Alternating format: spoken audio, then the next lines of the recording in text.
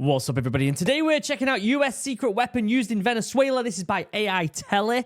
We've watched this channel quite a few times, and I genuinely really like it. They use some fantastic animations that they do themselves to depict things that go on in the military world, and I think it's absolutely brilliant. I will leave a link down below to the original video. Make sure you go to the original video, give it some love. Really, really important that you do that for channels like this that really do the hard work and put in the effort to make really good content, okay, guys? So do that. Listen, weird weapons that America was using in Venezuela. We talked briefly about this in a previous video when it all kicked off over there.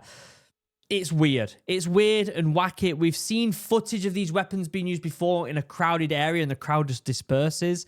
It's bizarre. It's really, really interesting. So we're going to check this video out and we're going to see if they've got any more information than what we already know about how weird this stuff is. And also, I'd like to know the technical side of it. And is this something that can be counteracted with like ear defenders and stuff like that?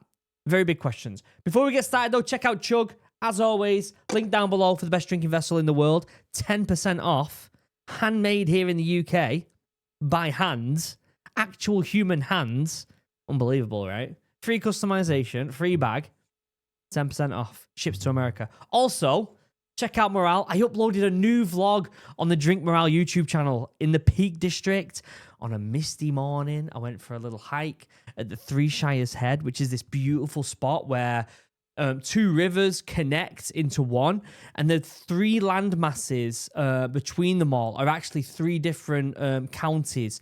It's a beautiful location with this incredible bridge, and I was using my drone for the first time, and I'm really proud of it. So go over to the Drink Morale YouTube channel. There'll be a link in the description, and go check out that video. And if you've not seen some of the content we're doing with Drink Morale, the idea is this healthy, energizing drink is to get people outside. It's as simple as that. And I think that if you love the outdoors and you care about mental health, especially in young lads these days, where it just seems like it's an uphill battle for this mental health crisis that we're going through, I personally believe, and I'd love to know if you believe the same, that our connection with the outdoors is one of the medicines, if not the biggest medicine we can use to combat this mental health crisis. So if you are aligned with that ethos, go and follow all the socials and be part of the movement, okay, guys? Other than that, let's pull this up.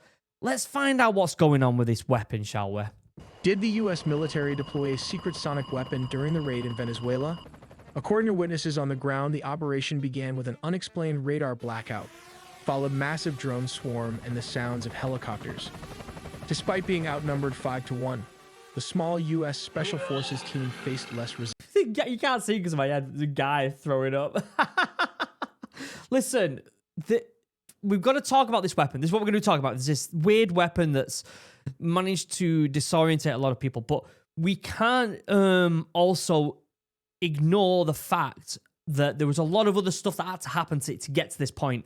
And I'm talking all the F-35s that came in and cleared radars and cleared anti-air missiles and all this other stuff that allowed these helos to get in and get Delta Force on the ground. I know we're going to be talking just about the weapon here, but I think we should also, just as a collective, acknowledge that it wasn't, even though this weapon might be something out of a sci-fi film, this wasn't like the thing that made this a success. There was a lot of other things, a lot of other technical and skillful soldiers in the air that actually managed to get these lads to this location before they could use this weapon. So just acknowledge that.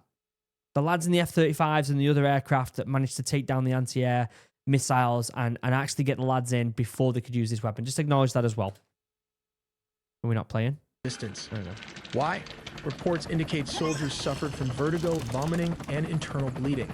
Ugh. Military analysts believe this was a soft kill operation. I don't like that noise. A high-power microwave device. More detail all in the video ahead.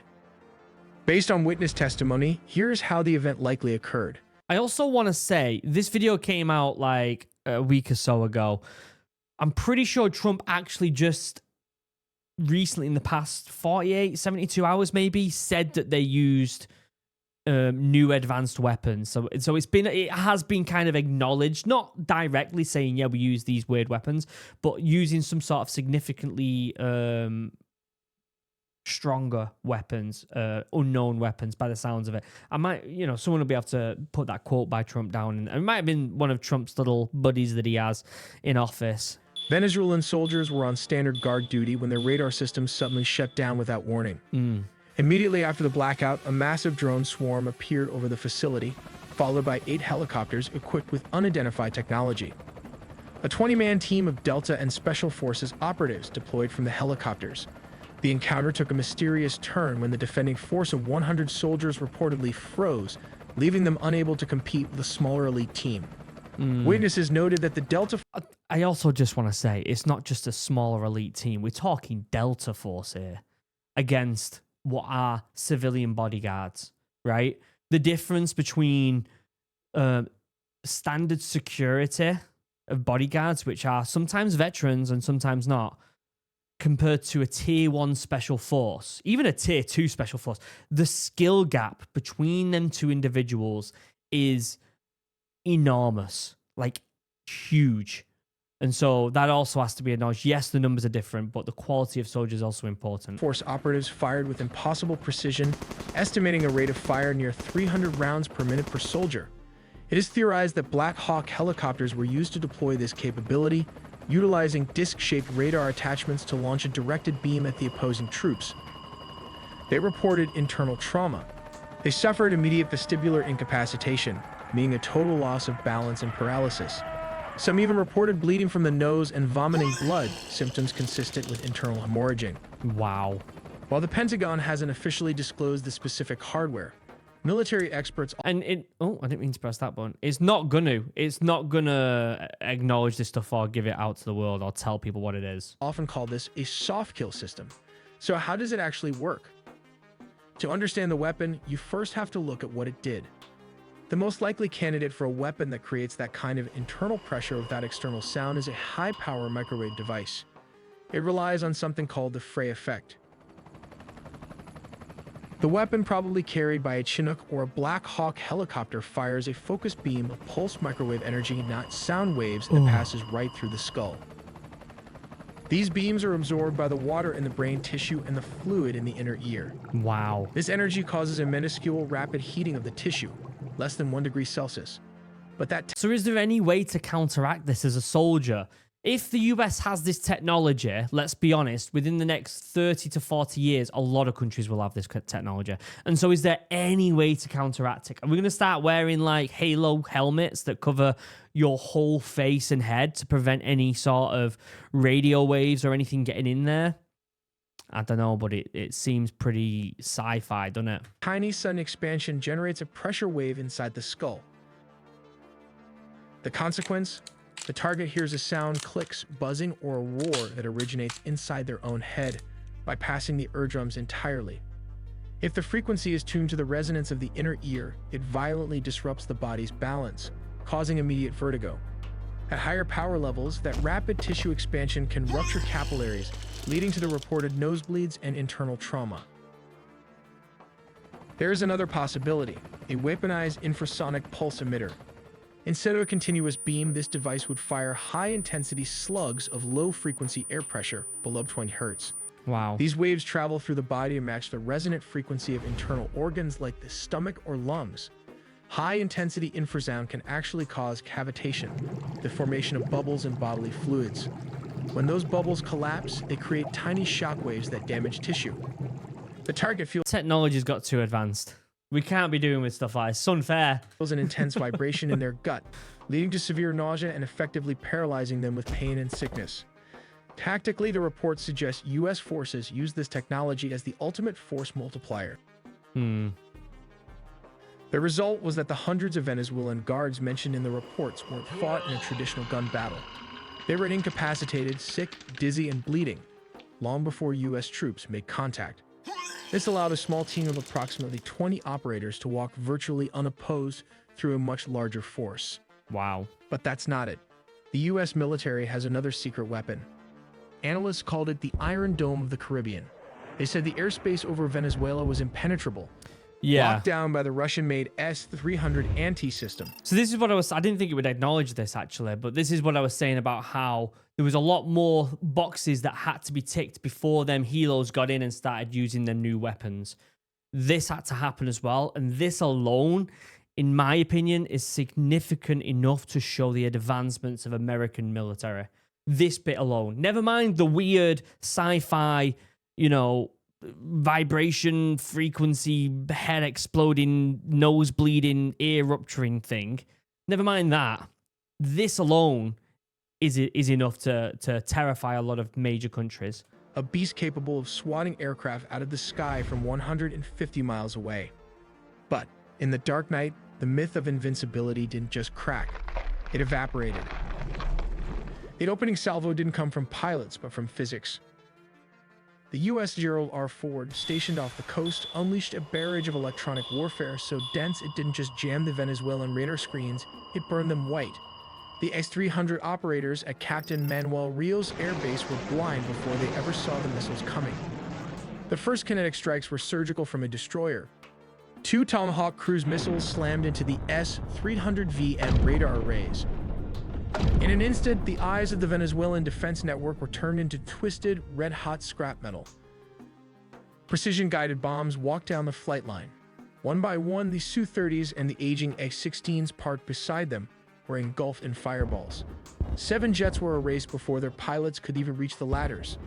It wasn't a dogfight, it was an execution. But the final blow was psychological. At 4:20, the roar of jet engines shook the windows of downtown Caracas. The target was Fortuna, the headquarters of the Ministry of Defense and the nerve center of the regime's military command. Do you think in like 5, 10, 15 years we'll get a movie about this? Because I haven't actually seen the movie, but there's a movie about when Osama bin Laden was taken, isn't there? I forgot what it's called. I haven't seen that film. But maybe we should watch it on this channel. Maybe we should watch it on here. But do you reckon there'll be a movie about this? Could be, couldn't there? It's definitely like movie kind of material. It's definitely Call of Duty material, let's be honest. In fact, I think I've played this mission on Call of Duty before. The strikes in leveled the city. They decapitated the leadership's ability to communicate. As smoke billowed from the ministry buildings, the message was clear to every commander on the ground: you are alone. You are alone. Okay. All right. Well, this doesn't usually happen. What are we at? 5:34. The internet's still working. What's going on here? This doesn't happen. This doesn't happen. I think my internet's gone. I'm refreshing. No internet connection, it says. I can't believe you've done this. I can't believe you've done this. Do you know that meme? I can't believe you've done this. But my internet says it's working. I am absolutely livid. Unbelievable. Okay, we're back. I don't know what happened then. The internet went off. But when the video came back on, this is really weird. This is what came up. You are alone. No help is coming. It was kind of weird for a moment. It was kind of weird. The internet went off. Nothing was working, even though all the green lights were still going on. The recording was happening, and this came up. I was a bit like, what's going on here? Is the US military coming after me for knowing intel that some of these like General Dynamics and some of these other military industrial complex like Lockheed Martin have UFOs? Is it because I know that? Is it because I know that? Is it because I know that the US government and maybe the UK government are hiding aliens? That's why they're coming for me. That's why they're coming for me. They're coming for me, guys. I can hear them. Delta Force are on the way. Anyway, let's carry on. And that no help is coming. But all of this is just a deception. The main target is none other than the president. We finally have the declassified timeline of how U.S. forces breached the heart of Caracas and extracted Nicolas Maduro. Where is he now, by the way? Is he still locked up? Is he still in prison? Like, I feel like the kind of news has disappeared on this stuff. The news cycle is so fast these days that this seems like a lifetime ago. It was like a month, not even a month ago. It wasn't even a month ago. Isn't that insane? It feels like literally like 3-4 years ago. The setup, this didn't happen overnight. For months, the U.S. had been tightening a naval quarantine around Venezuela. The U.S. Gerald R. Ford Carrier Strike Group and the U.S. Iwo Jima Amphibious Ready Group were parked off the coast. The pretext was clear. The U.S. designated the Venezuelan government a narco-terrorist state, specifically targeting the drugs lords, but while the Navy squeezed the coast, intelligence assets were tracking one man. They waited for a specific window, a moment where Maduro was stationary and vulnerable. I love how they thought, we're going to make this 3D model. How can we identify that it's Maduro? Let's put a mustache on him. Sold. I know now. Step 2, the strike. It began at exactly 2 in the morning Venezuelan Standard Time. High above, several F-35 stealth fighters punch a hole through the enemy lines, destabilizing their anti-air defenses. So they're going over like quite a bit of stuff we already know here. Missiles located all over the strategic high-value target. With the skies clear, the path opens for Delta Force helicopters to fly straight towards the mission. Yeah. Here comes the deception as the helicopters flew. The jets started firing with more strikes as it hit Fort Tuna, the main military base and command center, and La Carlota Air Base, destabilizing Venezuelan air support. Yeah, I thought we were going to get more about these weapons. We know quite a bit about this part of it already. Ground described widespread explosions and a sudden communications blackout. The chaos wasn't the goal, it was the cover. Yeah. But how did the raid happen? We have to look at step 3. Under the cover of darkness and chaos, the Tier 1 operators went to work. But what is the exact unit tasked with the mission? It is the Delta Force, one of the most elite secretive special forces units in the US military. They obviously stem from the Royal Marine Commandos, because look at that. Fairbairn and Sykes right there. Commando dagger. The one I've got on my arm, which... I don't know if my sleeve's going to roll all the way up. I don't know if I've shown anyone this on the stream before. Let's see. I got it on my arm right there. Look at that. Commando. Commando with the commando dagger. Beautiful. Witnesses in Caracas reported low-flying aircraft skimming the rooftops, flying well below radar coverage. The team breached a secure compound believed to be a safe house within the massive Fort Tuna complex. Resistance from the Venezuelan Presidential Guard was swift, but ultimately futile. Yeah, because they used this weird energy weapon. As the helicopters lay cover fire, the operators moved with surgical speed, landing on multiple points. But how exactly the capture and extraction happened? The thing is, we're not going to know exactly how it happened. Not until some of these Delta Force lads start retiring and they're able to talk about it. We're not going to actually know how it. And by then, we could be talking another 20, 30 years. For this, let's look at step 4. Specialized helicopters hovered over the objective to insert the assault team. While dozens of attack helicopters laid down suppression fire, the Delta Special Forces descended and started... Yeah, I think this is kind of a bit of a clip from the previous one that we watched.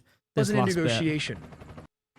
We make original 4K. Yeah, the channel's absolutely fantastic. They were just going into what we already know there at the end anyway. I'm more interested about this sonic weapon that they've been using. And if we know any more information about it, the whole idea of it is just bizarre. And it definitely feels like something out of, you know, a sci-fi film of some sort. But I'd love to know your thoughts in the comments. Is this something that you reckon will eventually go on stuff like the Geneva Convention, that you can't use these sonic weapons that blow people's brains up in the skull? Because it definitely, like, if this was a thing 30 years ago, which it probably was in the military, but if it was... I think it, because like there's little things you can't do in the military. You can't use phosphorus on people. You can't throw a phosphorus grenade in a building, right? Although there's a lot of people that have probably done it. It's against the Geneva Convention. You can't use weapons, chemical weapons. It's against the Geneva Convention. Is this going to become something like that, you reckon? I'd love to know your thoughts in the comments. I will leave a link down below to AI Telly's video. Phenomenal channel. Absolutely phenomenal channel. And I did a video not long ago talking about how I don't want to use AI on my channel. I want to preface this by saying these guys actually make these animations themselves using, like, I think they use Blender, which, if you don't know, I think they use Blender or something like that, or some sort of program to, yeah, I can't see. But I'm pretty sure it says on their Instagram or something that they make the animations themselves. So I'm sure they use a little bit of AI, but it's still human intuition to make this stuff. And so that's why I'm okay with watching this stuff. And I recommend it to you lot. All right. Check out Chug, 10% off, link down below, and check out Morale if you haven't already. Other than that, I love you all. Have a wonderful day. Goodbye.